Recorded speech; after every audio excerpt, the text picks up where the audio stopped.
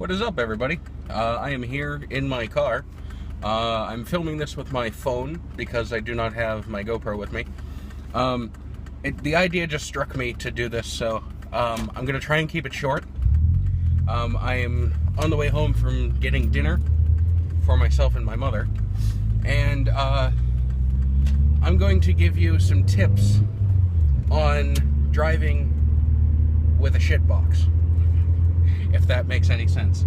I love my car. I don't think it's a shitbox, but other people, it's an old car. It's a 2001, so it's, it's in its elderly, especially for a Japanese car, it's in its elderly stages.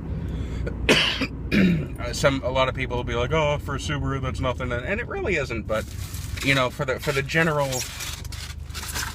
general public, people look at an older car and they go, it's old, and I want that swoopy new Alfa Romeo or whatever they have. So I am gonna give you a few tips on driving with a shitbox. Number one, stand your ground.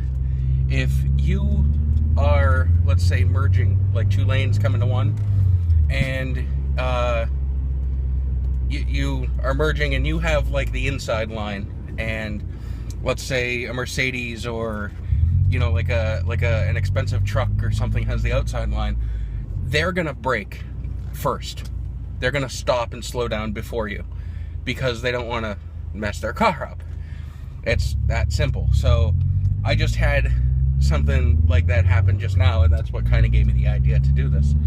I was in the parking lot leaving the Chicken Connection in Plastow, New Hampshire, and there was a car pulling out, and it was a Mercedes, and it was backing out of its spot to turn left, and I was coming down straight, and it was backing out in front of me. And I was just thinking, yeah, it's a douchebag move, but I don't really care because I want to go home. So I'm already moving. Why should I have to stop and let you go because you have a Mercedes? Because you are, So I just kept going, and they kept inching out and inching out and inching out, and they eventually got to the point where if they did not stop, I was going to hit them. And they stopped because they see me driving this, and they're like, I don't want to mess up my Mercedes, or whatever the hell. It was a Mercedes or a BMW or something. It was something fancy and German and expensive. So another thing is, have fun with your car. If it's old, it's easy to fix. If it's computerized, it's not really that easy. If you have an older Honda, if you have an older Subaru, those things are like Legos. They're very simple to fix. They're very cheap to fix. Subarus not so much because of the all-wheel drive system and all that stuff. But have fun with your car. Don't be afraid to throw it around a little bit. As long as it's not a complete rust bucket. If you have, control arms and worn out parts and stuff like that, if you have like rusty control arms, then stay away from it. And take it easy until you get those things fixed and, fixed. But basically, if you have an older car, it's kind of disposable, but at the same time, it's not like, this is my only car. My mother doesn't have a car. She's sick, so she doesn't drive. And she never had a car. My whole family has been a one-car family since I can remember. But other than that, like, if you have the funds to have like a beater car, and then or like a project car or something like that, have fun with it.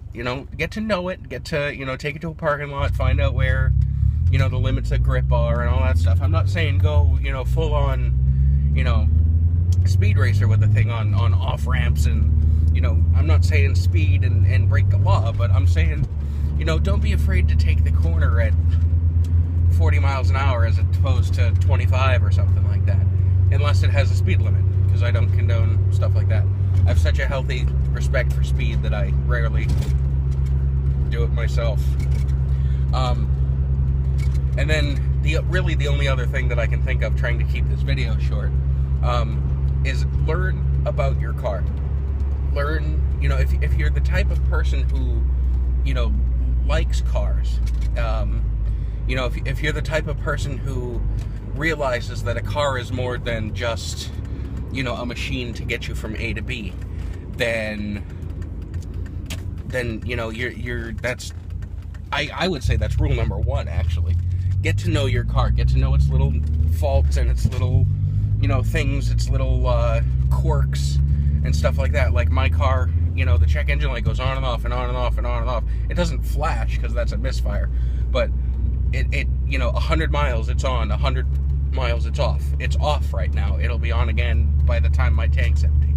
So, get to know its little faults, get to know its little issues that it has with itself and the way you drive it and the way that you. So, that's really all I can think of at the moment. I'll probably make another video like this. But, love your car. It's a machine. It serves you well. I know you think, or I know some people just think, some people take the it's just a machine tech standpoint, kind of like a dog is just an animal or something. But if you're an animal person, you completely understand that a dog is not just an animal.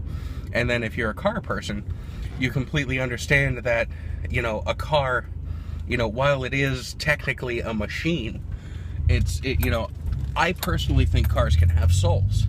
Not like whatever. I'm not religious myself, and let's not get into that, because that'll just open up a whole new can of worms. But, I think cars have personalities. I think cars have little traits that make them, them, that identify them. My 2001 Subaru Forester is completely different from Orlando's 2001 Subaru Forester.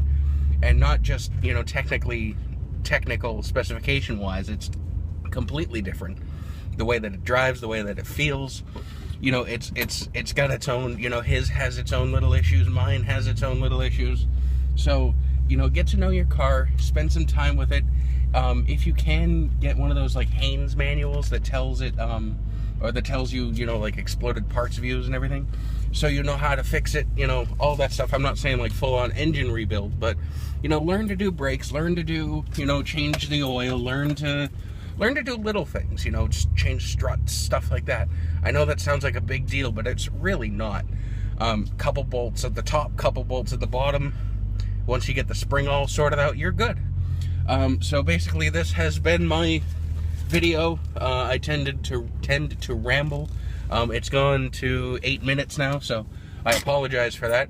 But let me know what you think. Let me know what you drive. Tell me some stories about your car. Tell me if it has a name.